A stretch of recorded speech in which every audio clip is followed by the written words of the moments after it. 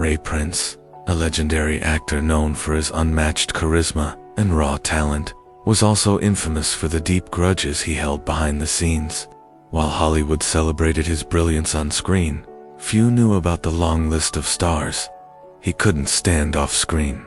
Whether it was due to betrayal, clashing egos, or professional rivalry, Ray never hid his disdain once his mind was made up.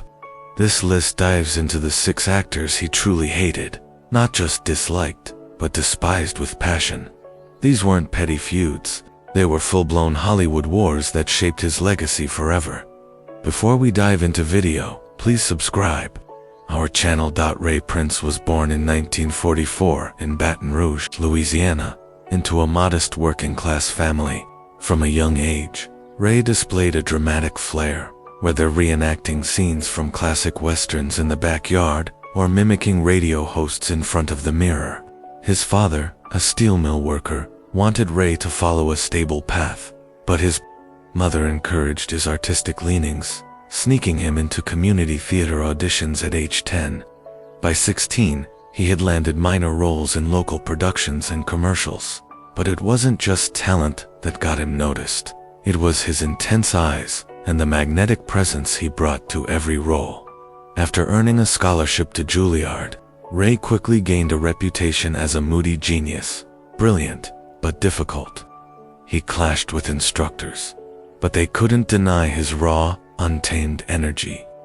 Hollywood came calling in the late 60s, casting him in gritty, rebellious roles that mirrored his real-life persona.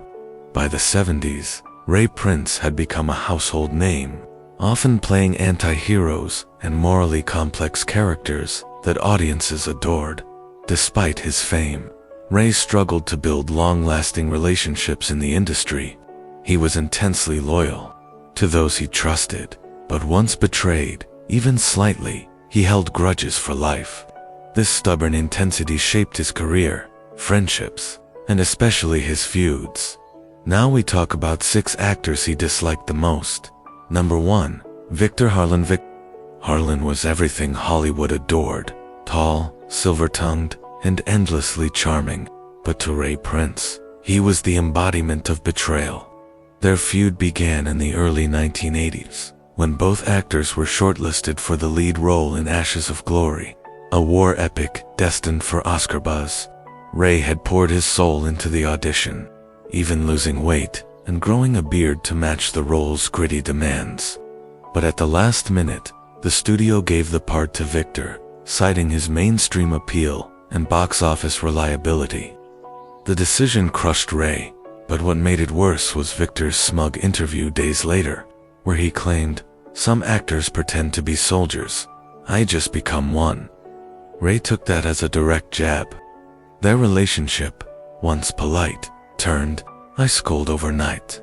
On award show red carpets, they would intentionally ignore each other, and during one infamous night at the Cannes Film Festival, Ray reportedly threw a drink at Victor after a heated exchange. Insiders say the tension between them was so intense that directors avoided casting them in the same film for decades. Ray often referred to Victor as the golden boy with hollow eyes, while Victor would sarcastically refer to Ray as the brooding genius lost in his own myth. Even in interviews years later, Ray never forgave what he considered a stolen opportunity and a public insult. Their rivalry was more than professional, it was personal, bruising, and unrelenting. Friends and co-stars were often forced to pick sides, and Hollywood gossip columns thrived on their silent war. Until his final days, Ray believed that Victor Harlan had robbed him of not just a role, but a legacy, and for that, he never let go of the hate. Number 2. Dominic Chase. Dominic Chase was known as a brilliant method actor, intense, obsessive, and unwilling to compromise. But to Ray Prince, he was a menace, hiding behind artistic madness.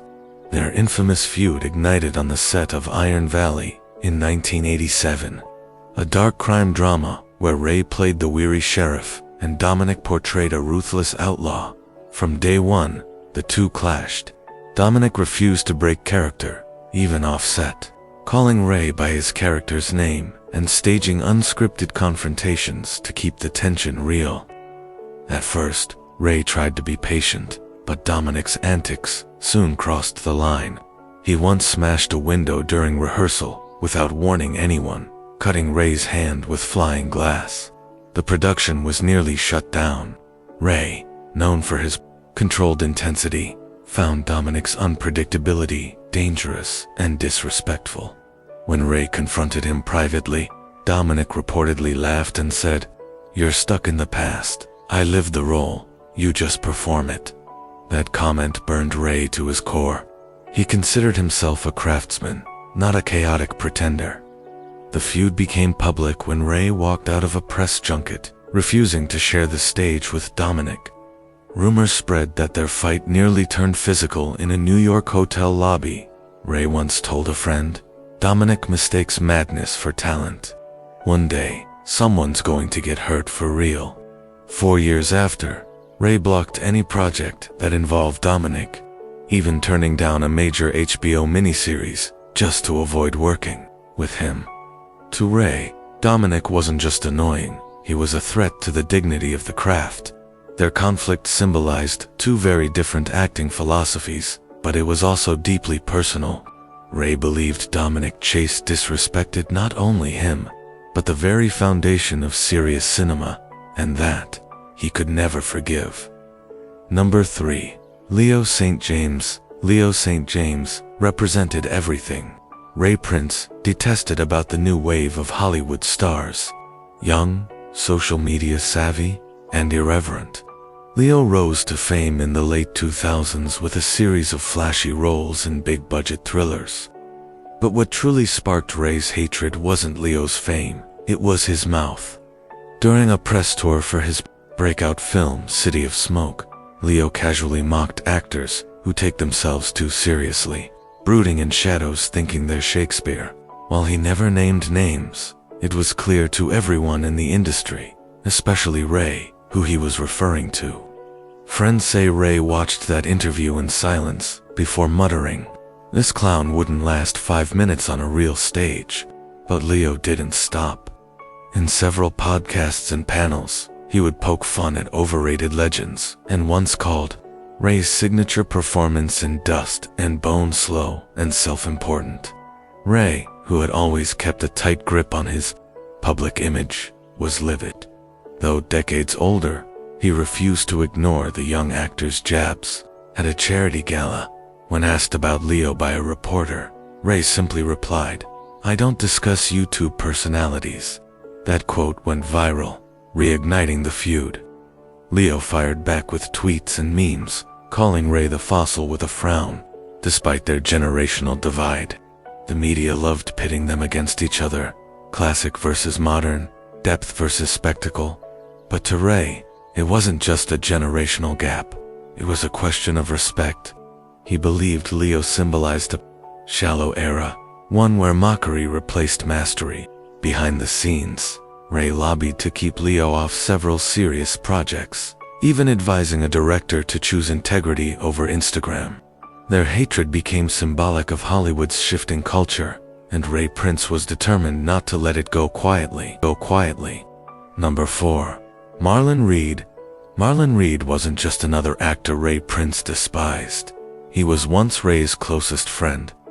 In the early 1970s, the two were inseparable, rising stars with shared dreams, late-night script readings, and a brotherhood built on ambition. They starred together in the critically acclaimed Dust and Bone, which launched both of their careers. But success can breed rivalry, and for Ray, nothing cut deeper than betrayal, especially from someone he once called family. The fracture came during a high-stakes bidding war for the lead role in Kingdom's End. Ray had been attached to the project for over a year, even helping shape the script. But behind his back, Marlon met with the producers, promising to deliver a more commercially viable version of the role, and he got it. Ray was blindsided. When he confronted Marlon, hoping for an apology, Marlon coldly said, "It's just business, Ray. You of all people should understand that." Those words ended their friendship forever.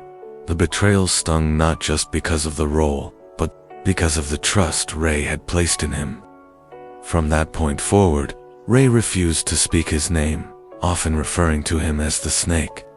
Their Cold War became one of Hollywood's worst-kept secrets. At award shows, they'd sit at opposite ends of the venue. On film sets, Ray had a clause added to his contracts that Marlon could not be part of the cast or crew.